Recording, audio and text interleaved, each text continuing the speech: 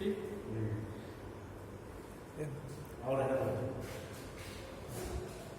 इस दूसरे वीडियो में आप सभी का स्वागत है। पिछले वीडियो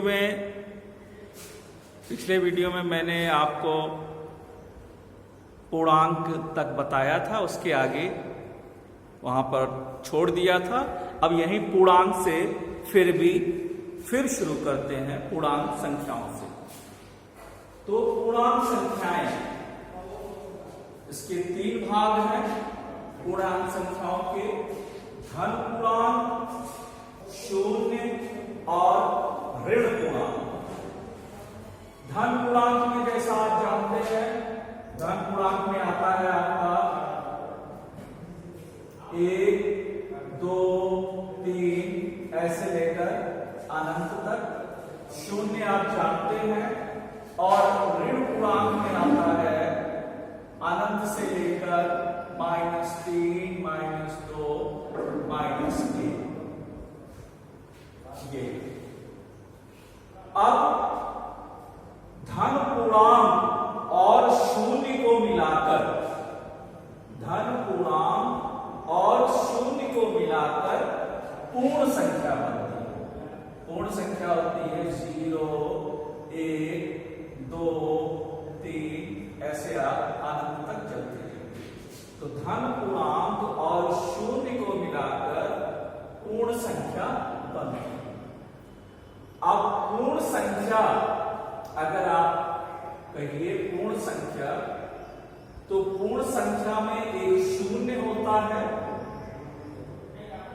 और बाकी होते हैं धन पूर्णांक। तो धन पूर्णांक को हम प्राकृतिक संख्या भी कहते हैं। अब इनको प्राकृतिक संख्या क्यों कहते हैं?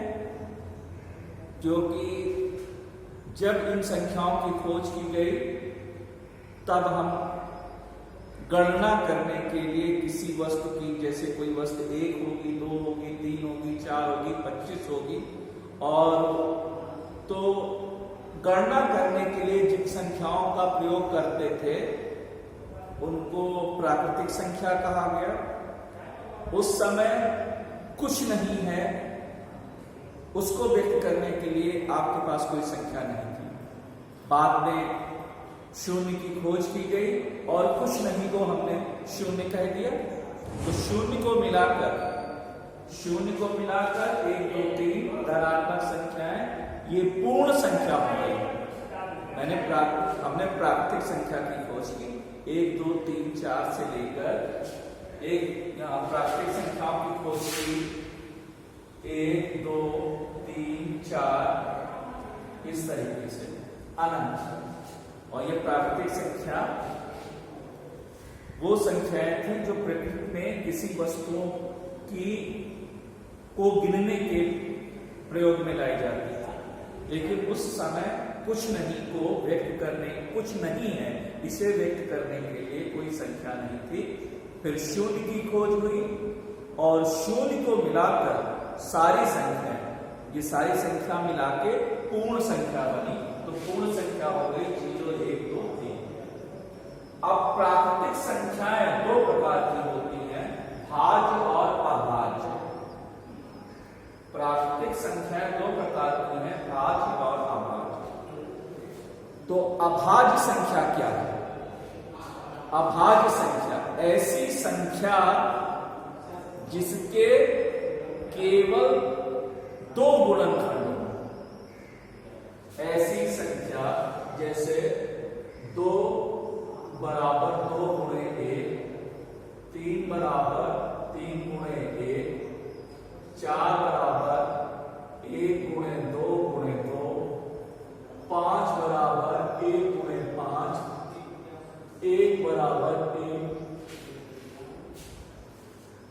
तो ये यहां इसके 2 फैक्टर्स हैं, इसके भी 2 फैक्टर्स हैं, इसके 3 हैं, इसके 1 है और इसका 1 है। 1 का केवल 1 ही फैक्टर है, इसलिए 1 अभाज्य संख्या नहीं है। 1 का फैक्टर केवल 1 है, इसलिए यह अभाज्य संख्या नहीं है। और 2 अभाज्य संख्या है, 3 भी अभाज्य संख्या है, केवल 2 फैक्टर्स हैं, 4 के 3 है, इसलिए यह अभाज्य नहीं है। यह अभाज्य नहीं है, यह अभाज्य है, यह अभाज्य है, यह अभाज्य नहीं है और यह अभाज्य है। बाकी संख्याएं जैसे आपने कहा 4, 6, 8, 9, 10, ये सारी संख्याएं भाज्य संख्याएं हैं। और अभाज्य संख्याएं कौन सी हैं? 2, 3, 5, 7, 11, इस तरीके से ये अभाज्य संख्याएं हैं। और सबसे छोटी अभाज्य संख्या, 2 सबसे छोटी अभाज्य संख्या है। मैं बता दूं, एक अभाज्य संख्या नहीं होती, क्योंकि इसके केवल एक फैक्टर है, ये केवल अपने आप से कटते हैं। और वो संख्या जो 1 से भी कटे और अपने आप से कटे, अपने को छोड़कर 1 से कटे और अपने आप से कटे, अपने को छोड़कर। और यहां पर 1 इसलिए नहीं क्योंकि केवल 1 से ही कटती है और किसी दूसरी संख्या से नहीं कटती। जो 2 संख्याओं से कटे वही अभाज्य संख्या है, इसलिए एक अभाज्य संख्या नहीं है। अभाज्य संख्याएं ये हो गई। और जो 2 है यह अभाज्य संख्या है और सबसे छोटी संख्या है। अब प्राकृतिक संख्याओं का एक तो विभाजन इस प्रकार से होता है, दूसरा विभाजन ऐसे भी कर सकते हैं, सम और विषम संख्या। सम संख्या और विषम संख्या ये बहुत आसान है। जो संख्याएं 2 से कट जाए, जैसे 2, 4, 6, ये सम संख्या है। और जो 2 से ना कटे वो विषम संख्याएं हैं, जैसे 1, 3, 5, इस तरीके से ये विषम संख्याएं हैं। तो यह आपने पूर्णांक संख्याओं के अंतर्गत पढ़ा, धन पूर्णांक, शून्य, ऋण पूर्णांक। ऋण पूर्णांक के बारे में हमने कोई ज्यादा चर्चा नहीं की। धन पूर्णांक अगर ले लो, प्राकृतिक संख्या आती है, प्राकृतिक संख्या में भाज्य संख्याएं, अभाज्य संख्याएं। और अगर धन पूर्णांक और शून्य को मिला दो तो ये पूर्ण संख्या बन जाती है। प्राकृतिक संख्या 2 प्रकार की, भाज्य और अभाज्य। अभाज्य संख्याएं ऐसी संख्याएं जो केवल किन्हीं 2 संख्याओं से कटे, मतलब अपने को छोड़कर किसी और एक संख्या से कटे। तो 1 से सब कटता है, 1 लेकिन अभाज्य संख्या नहीं। प्राकृतिक संख्या का प्रकार अगर दूसरी तरह से देखें तो ये भी हो सकती है सम और विषम। सम संख्या जो 2 से कटे और विषम जो 2 से ना कटे।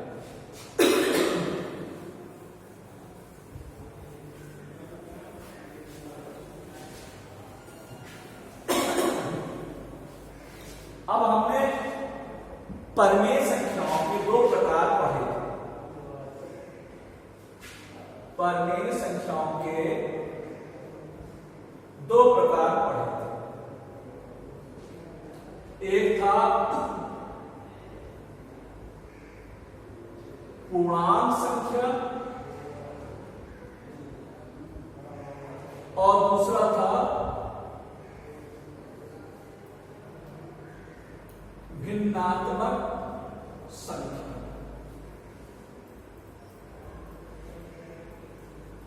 इन पूर्णांक संख्याओं के बारे में हमने चर्चा कर ली, लेकिन भिन्नात्मक संख्याओं के बारे में हमने चर्चा नहीं की। तो पूर्णांक संख्याओं के बारे में, अभिन्नात्मक संख्याओं के बारे में चर्चा करें। इससे पहले हम बताते हैं कि परिमेय संख्या क्या होती है। परिमेय संख्या क्या होती है? तो ऐसी संख्या जिसे हम P/Q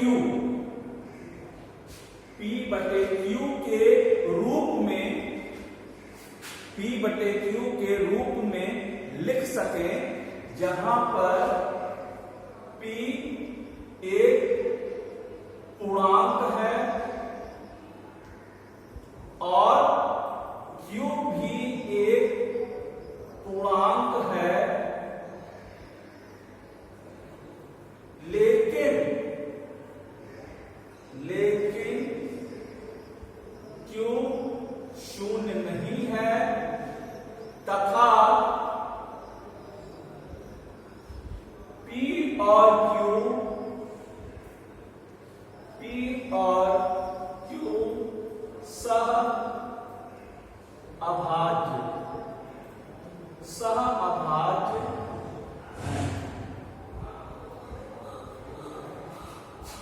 P एक पूर्णांक, P कुछ भी हो सकता है, जैसे -1/2, ये P है, -1P है जो कि पूर्णांक है, 2 करने में 2, ये भी एक पूर्णांक है। तो इस प्रकार जो लिखते हैं वह आपकी एक परमीय संख्या है, अब जैसे आप लिखें 3/4, तो 3/4 इसमें 3 और 4 के बीच में कुछ कॉमन नहीं है, उनका जो है महत्तम समापवर्तक 1 है। 3 और 4 का मासा 1 लेकिन अगर यहां पर 6/8 लिखें, तो 6/8 नहीं लिखना चाहिए, इसको 2 से काटे, 2 × 6, 2 × 4 8, 3/4 आएगा। तो 6/8 को आप 6/8 के रूप में ना लिख के 3/4 के रूप में लिख लीजिए। ये 3/4 और 6/8 दोनों बराबर हैं। जो परमेय संख्या यह है वही परमेय संख्या यह भी है, दोनों एक ही परमेय संख्या है। तो ज्यादा सही लिखना, जब इस प्रकार से लिखा हुआ है तो हमेशा इसे ऐसे व्यक्त करते हैं। अगर इन दोनों में कुछ उभयनिष्ठ मिल रहा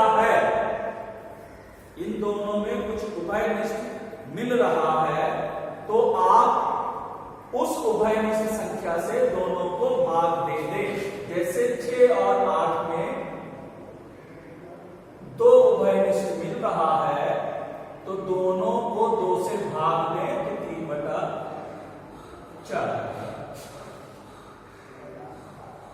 परमेय संख्या के बारे में देख लेते हैं।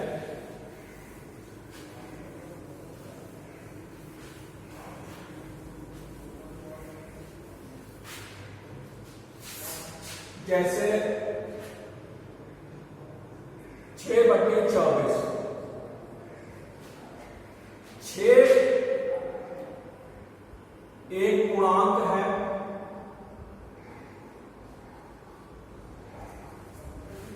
और 24 भी एक पूर्णांक है, परंतु 6 और 24 का मासा महत्तम समापवर्तक ये 6 है। इसलिए आप 6/24 इसको लिखकर नहीं छोड़ेंगे, तो क्या करेंगे,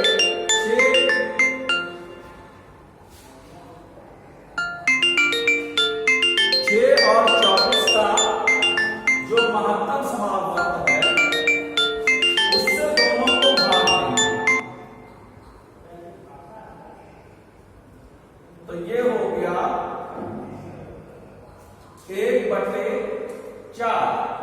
तो 6/24 लिखना सही नहीं है, इसको लिखना चाहिए 1/4।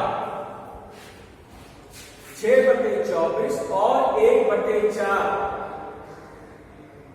केवल एक ही परिमेय संख्या को निरूपित करते हैं। इसके आगे अगले वीडियो